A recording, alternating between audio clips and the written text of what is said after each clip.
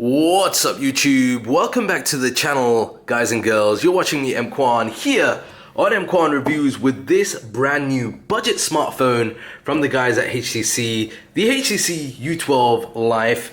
This is the box that we're gonna unbox. But before I get into that, if you're new around here, be sure to smash that subscribe button. Help me get to 100,000 subscribers here on the channel. Be great to have you here with me. So come and join the family by hitting subscribe. And if you're feeling extra generous, then smash that like button as well. Right, so here's the box. This is definitely not the final retail box. This is a box that they usually send out to bloggers, YouTubers, journalists. Drum roll, are we ready? Let's lift this flap up.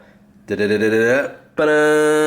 it is. So that's all the key information over there. We'll have a look at that in a moment. But inside, we get, first of all, an envelope. Now, the last time I got given an envelope, that was a really cool trip to the top of the Burj Khalifa. What are we gonna get this time? We have, some subscriptions. Now this is interesting because we have a subscription to 360 Views. This is quite big here in the UAE, in Dubai and Abu Dhabi, and I really need to try this. So maybe we'll give that a go with this. And with the second thing that we get is a 90 days free trial of View as well. Inside the box here, we're gonna get the standard in-ear headphones, but you'll be glad to know there is a 3.5mm headphone jack included on this device, so we get one of those included.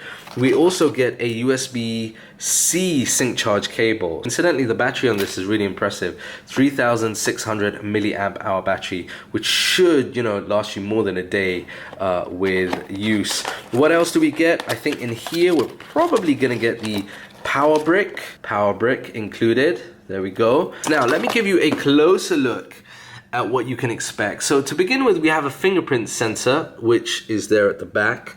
We've got a 6-inch 18:9 aspect ratio FHD plus display. It's an LCD display, but we'll test that out in a moment. We get Android 8.1 with HTC Sense, and then this comes in two colors, the Moonlight Blue and the Twilight Purple. I'm assuming this is Twilight Purple because that looks slightly purple to me. 4 GB of RAM, okay, 64 GB of memory, and then we get a dual camera setup at the back. That dual camera is a 16 megapixel with a 5 megapixel depth camera. So that's how it's sort of situated. Then on the front, we're gonna get a 13 megapixel front camera. All right, guys, all powered up, and this is a first look. Now you'll notice that there is no notch. There is no notch on this device. And it's funny how different this looks for a smartphone released in 2018. Some people would say different, traditional. Others would say quite outdated in terms of look. But I guess if you're not a fan of the notch, then you'll be perfectly happy with this. It's a 6-inch display. I think you might struggle a little to get to the top with the thumb. There we go, as demonstrated already, but it's not bad. Also, the display is an LCD display, and you can see with the brightness that we have here at the moment, this is actually up to full maximum brightness. It does a good job, I think. It's powered by the Snapdragon 636 and 4 GB of RAM. I think that'll be fine for social media, for general sort of apps on the smartphone, even light gaming. I think it should be perfectly fine for. But the big thing here is the battery at 3,600 milliamp hours. This is actually a budget version of the U12 Plus, so you probably will get better battery life on this than you would do on the U12 Plus. The other thing is the camera. So it has that dual camera setup. Let's just give that a quick test. HTC has quite a simple, easy to use camera app with tons of different settings that you can sort of customize within the app itself. And I think it does a good job of taking some basic photos in a naturally lit light. I think it did a good job at capturing the details on this helmet over here, and also against the backdrop as well. You can see it's quite a difficult situation because it's sort of against the sunlight. It's done a reasonable job of taking that photo there. Also records up to 4K video at 30 frames per second. Although I did notice that this is not only about 4K, but generally the video quality does look a little unstable.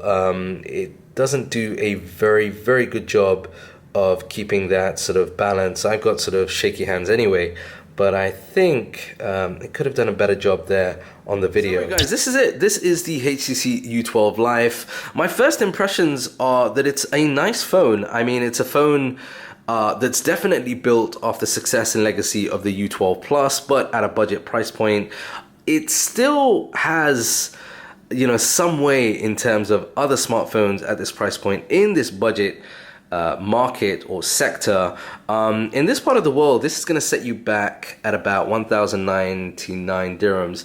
That equates to about $300 in the US and about £230 in the UK, which isn't a bad price for a budget smartphone, but there's a lot of other quite serious competition, things like the Huawei Nova 3i, the 3E to some extent, the Poco phone, the Nokia 7.1, a lot of the other smartphones that I've covered recently within that budget sector. So I guess you need to ask yourself whether or not the HTC branding and the other elements of what the U12 Life offers are worth that budget asking price when compared to other options there on the market, particularly Android-powered smartphones. Right, that's it from me for now in this video. I'd love to know your thoughts, so please do leave a comment down below. If you haven't already, be sure to smash that subscribe button, smash that like button, and leave a comment down below. I will be doing a giveaway coming up on the channel before the end of the year, so be sure to be subscribed so that you know when that goes live. I've been EMKWAN.